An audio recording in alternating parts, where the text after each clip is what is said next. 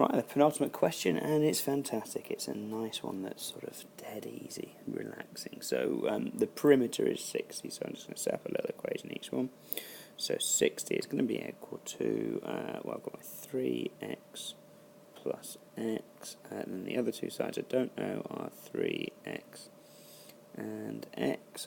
That's written like, say, Year 7 would, but if we just sum them all together, I can see I get 8x, and 60 divided by 8 gives me my answer, 7.5 centimetres. Hopefully not a problem. This one's a bit more interesting now. The second one, we've got to find the hypotenuse. We don't know that length, and here it was easy because they were just the opposite sides are equal.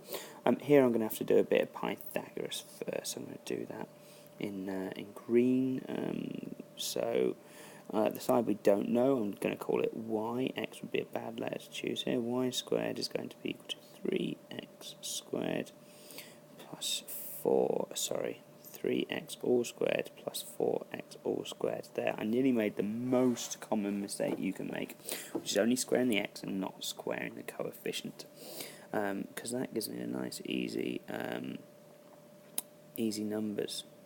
9 and 16. The reason they're easy is because they sum to 25. You may have noticed that's a Pythagorean triple triangle anyway, 3x, 4x, 5x. But just in case you didn't, here's the 25x squared. So square rooting means that the missing length is going to be square root of 25 is 5, square root of x squared is x. So now I know my final side here is 5x, which allows me to make a nice simple formula again. 60 is equal to, let's write them all out again, 3x plus 4x plus 5x, which is 12x, which even nicer divides 60 exactly to give me x equals 5. Okay, so coming on to the final one, the perimeter of this sector has to be 60. So we've got to work out this missing length here. I'm going to use y again, why not? And I can tell it's a quarter of the entire circle. So y is going to be equal to a quarter of the perimeter of that circle. So the circumference of, if I were to extend that circle the whole way around. So the circumference of a circle is 2 pi r. So 2 pi x, we'll say in this case, that will be the whole way around. Then I'm going to divide it by 4. I can just simplify that down a little bit as well, actually, to just pi x over 2, or you might choose a half pi x. So that gives me 60 is equal to x plus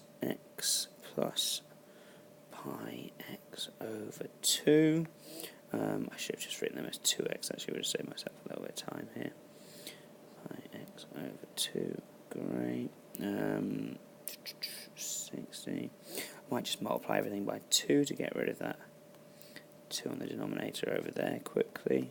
4x plus pi x. Right, now I need to solve this. I want to get those x's together. I'll factorise them. X 4 plus pi is 120, and then I can divide everything by 4 plus pi. So that gives my answer. If I plug that into the calculator and round it, I get 16.823 significant figures, which is the number of significant figures you should be using. Okay, time for the final question.